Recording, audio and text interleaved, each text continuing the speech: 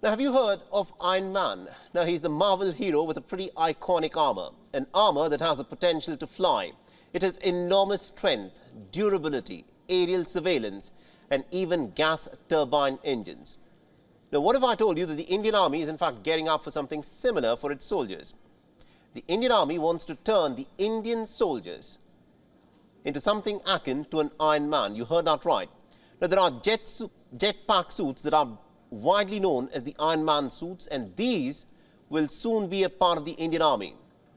And now if you ask as to what is so special about these suits, the answer is these suits, which can be worn by an Indian Army soldier, can help him fly at a speed of 50 kilometers per hour.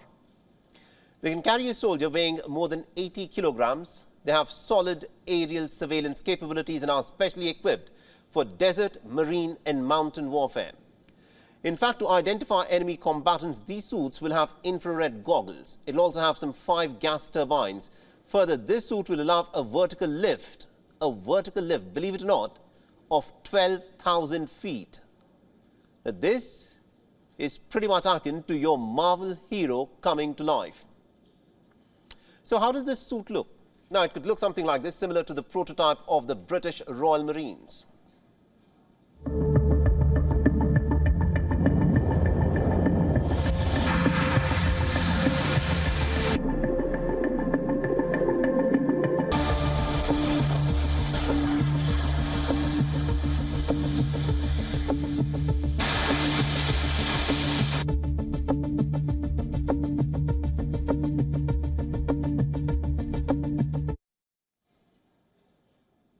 All right, so that's a video from the Army Airborne Training School in India. Recently, a demo of this Iron Man suit was carried out in Agra, but we don't have an official picture as yet. Now, perhaps it is still too early to tell, but let's talk about something that we know is happening for sure at this moment. It is the Common Uniform Code that will come into the picture from August 2023. Now, Indian Army officers of the rank of brigadier and above will have to wear a common uniform. This uniform will have common items away from an officer's regimental or corps affiliation. Now, what are common items? Now, berets or caps of the same color, common badges of rank, a common belt buckle, common pattern of shoes.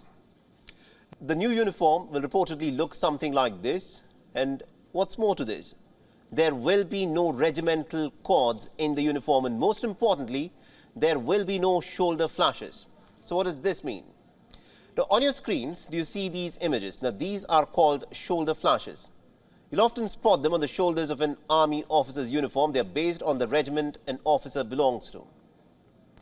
From the button to the headgear, everything in an army officer's uniform is in accordance with the regiment and the corps that he belongs to.